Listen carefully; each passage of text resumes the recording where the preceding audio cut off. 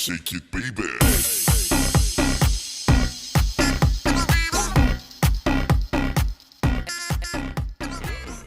What's up guys? Welcome back to our channel. So for today's video, I'm gonna do a no-bake chocolate chip cookies using a microwave. So since ako lang mag-isa rito, wala akong magawa, buryong-buryo na ako. Why not make a dessert, diba? So I'm gonna show you my ingredients and then we'll start making it. So here's the ingredients, guys.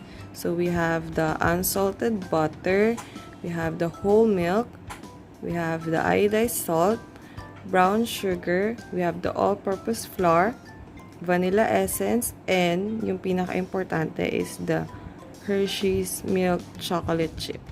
So, ayan guys, I already transferred it to the small container para hindi bulky yung sa lamesa natin. Medyo nahirapan ako mag-video since ako nga lang mag-isa ng pag-duty si Chad. So, we start. So, first, ang una natin lalagay is the butter. Yan, minento natin siya. Hopefully, nakikita nyo. Sasarin natin siya dito. And then, I will add the sugar. I only have the dark brown since nga wala akong light. So, ito siya. Kasi sabi sa Google, light brown yung gamitin. But unfortunately, brown sugar lang meron ako. And then, I don't have any whisk. So, gamit tayo ng spoon since pangit din siya gamitan ng hand mixer kasi nga medyo sticky siya. So, magiging messy siya. So, ilagay ko na yung butter and yung sugar. And then, after that, you will add a 3 teaspoon of vanilla essence or vanilla extract.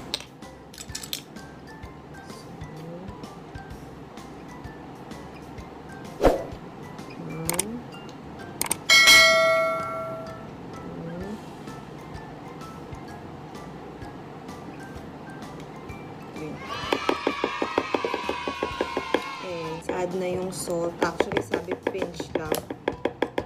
Pero, ilagay na lang tayo dito sa spoon. 4 pinch. Pero ako kasi gusto ko sa cookies ko. And then, since brown sugar siya, mas gusto ko a little bit salty. Nice.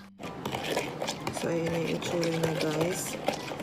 And then, we need to add a milk as well. Add na natin yung milk.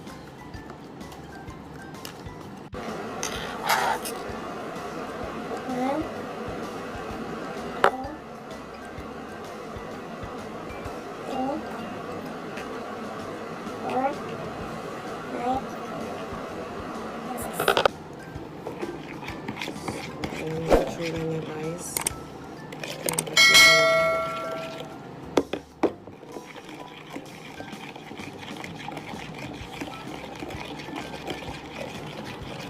So, medyo liquid na siya.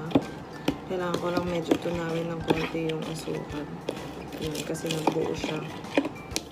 Mahirap talaga pagka hindi gumamit ng wire whisk. Wow. Pero since wala nga ako noon, I only have hand mixer. So, better to use spoon. So, now we will add the flour.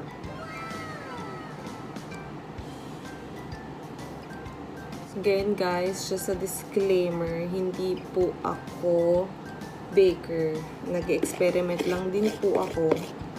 So, since nga nandito lang naman tayo sa bahay, why not gumawa tayo ng mga bagay na kalilibang natin at the same time, mabubusog tayo.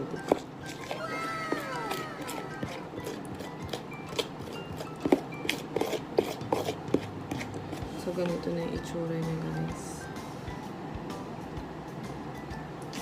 Haluin lang natin ng maigi.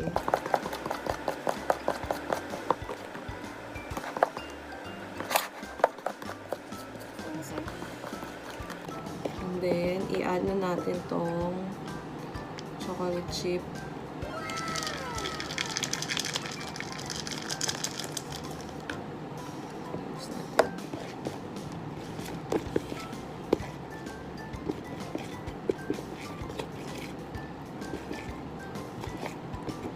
A few moments later.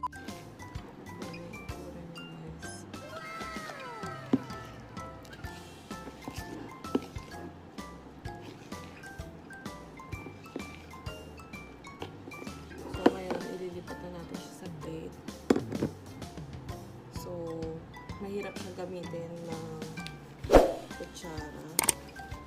So, sa gloves para i-roll din natin siya. At the same time, maayos natin nagagawa. So, ang gagawin natin is kuha ako sa scooper.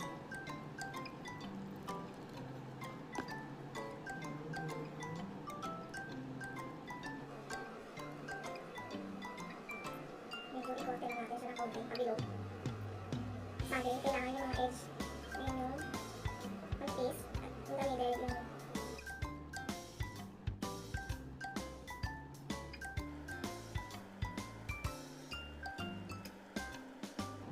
Siya pabilogin, guys. So, ito yung itsura niya, guys.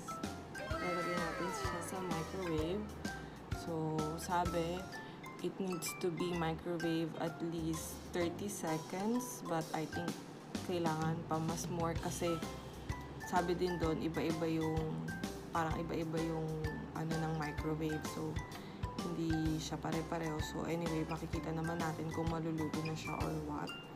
So, babalikan ko kayo, guys. Tapusin ko lang to. And ipi-plating na lang natin siya later. A few moments later.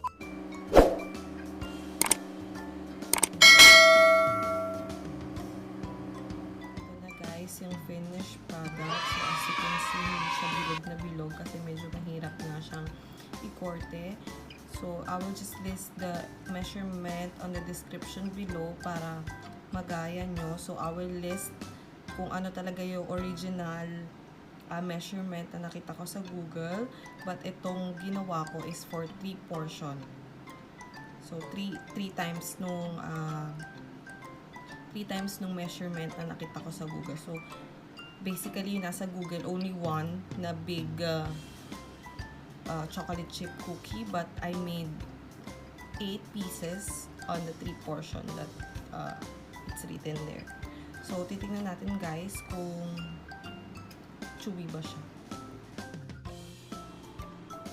Hindi ko muna siya titikman. Papakita ko lang sa inyo. Grabe, nag-break siya kagad. Sobrang lambot niya.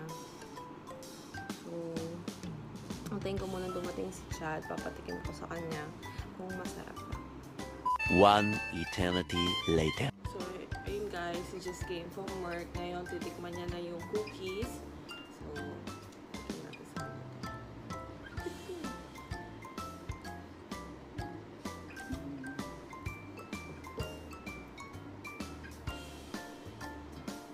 Sarap yung cookie niya.